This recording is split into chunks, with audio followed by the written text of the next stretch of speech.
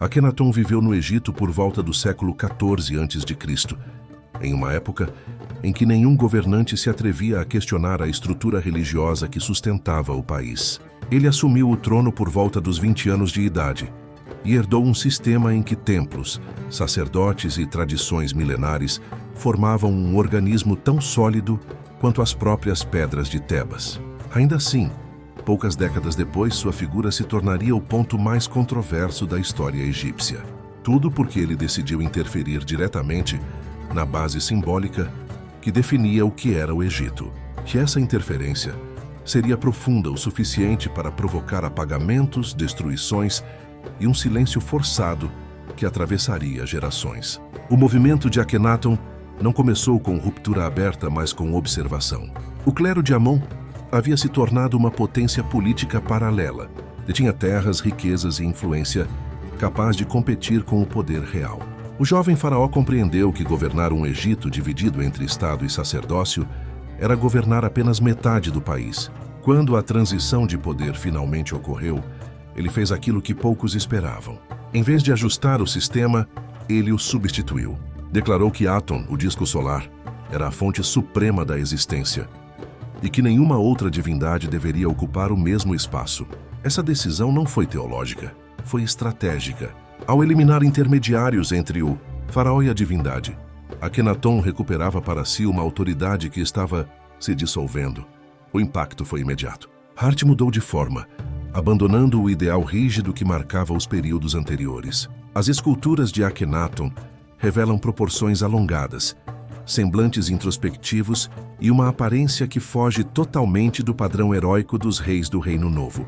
Esse estilo não representava deformidade física, era mensagem política. Ao assumir um corpo híbrido, quase simbólico, Akenaton comunicava que sua autoridade não dependia de virilidade militar ou imponência tradicional. Dependia da ligação direta com Aton. Os artistas foram instruídos a representar essa ligação de maneira explícita. Os raios da luz desciam até o faraó, terminando em mãos que seguravam a vida. Era narrativa visual, não adorno estético. Sua decisão mais ousada, porém, foi abandonar Tebas e construir uma capital totalmente nova, Akhetaton, a atual Amarna. O fato histórico é revelador. Nenhum faraó antes dele havia criado uma cidade inteira dedicada a um único deus. A pressa com que Amarna foi erguida indica urgência política. Akenaton sabia que desafiar o clero de Amon dentro de seu próprio território seria insustentável. Criou então um centro de poder isolado, onde poderia moldar a religião, a administração e a identidade do país sob sua supervisão direta. A cidade era aberta, clara e planejada para que a luz do sol percorresse cada espaço. A arquitetura refletia o culto. Nada ali era indireto. Nefertiti, sua rainha, desempenhava papel central nesse novo arranjo espiritual. Ela aparecia em posições equivalentes às do faraó, recebendo a luz de Aton diretamente. As representações das filhas do casal participando de rituais familiares reforçam a ideia de que Akenaton tentava criar uma iconografia inédita, onde a família real funcionava como microcosmo da criação. Isso criava impacto imediato e também desconforto. Egito nunca havia visto um faraó tão exposto, tão humanizado e tão distante do modelo de força militar que sustentava a tradição. A resistência interna começou de maneira silenciosa. Sacerdotes marginalizados, administradores descontentes, generais que viam a nova capital como ameaça à unidade nacional. Akenaton, porém, parecia ignorar ou subestimar esses sinais. Continuava a ampliar o culto solar enquanto desmantelava lentamente os rituais antigos. O Egito funcionava com dificuldade crescente. A cada inscrição apagada e a cada templo desativado, o equilíbrio político se deslocava, e quanto mais o sistema ancestral era desmontado, mais inevitável se tornava a reação.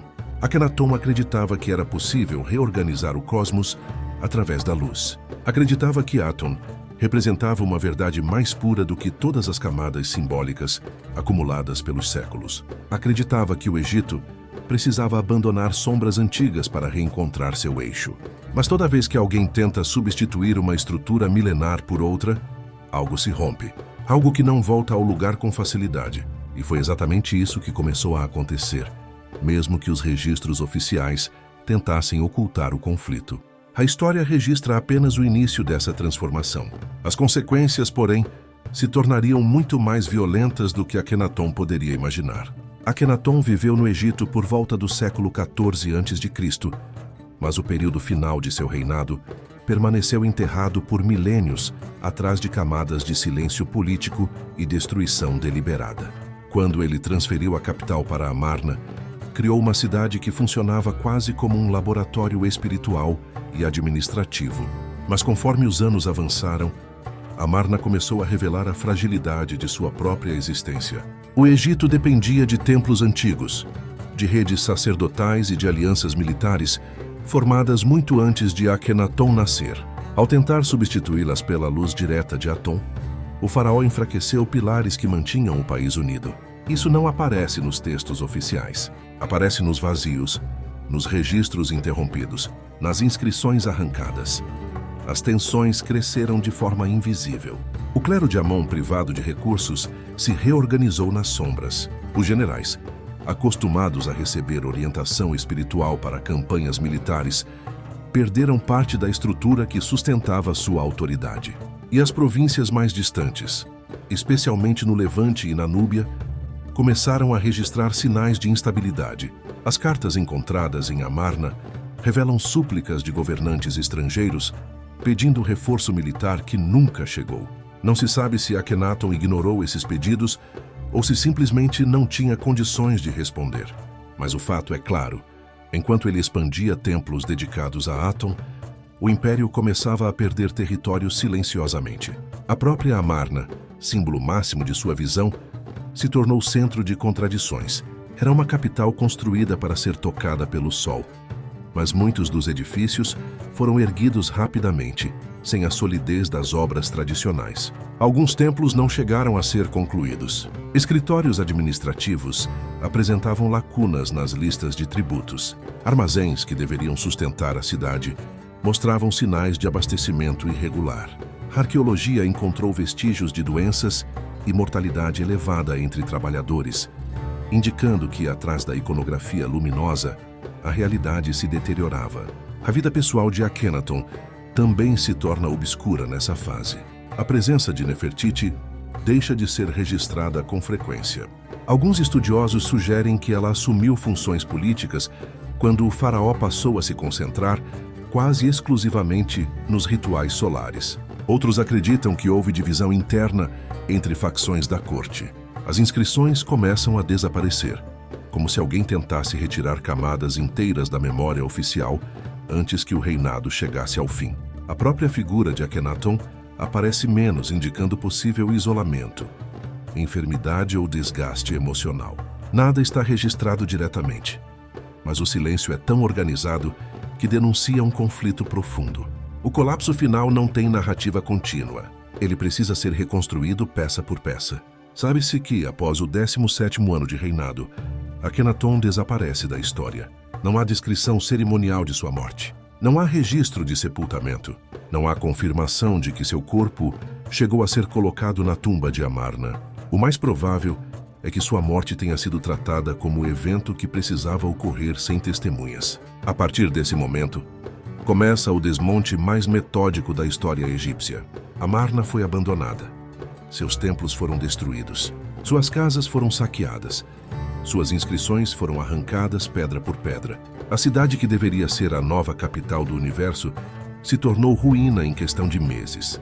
O apagamento de Akhenaton foi tão completo que, por séculos, arqueólogos sequer sabiam que ele havia existido. O Egito restaurou Tebas como centro religioso e retomou o culto de Amon com força renovada.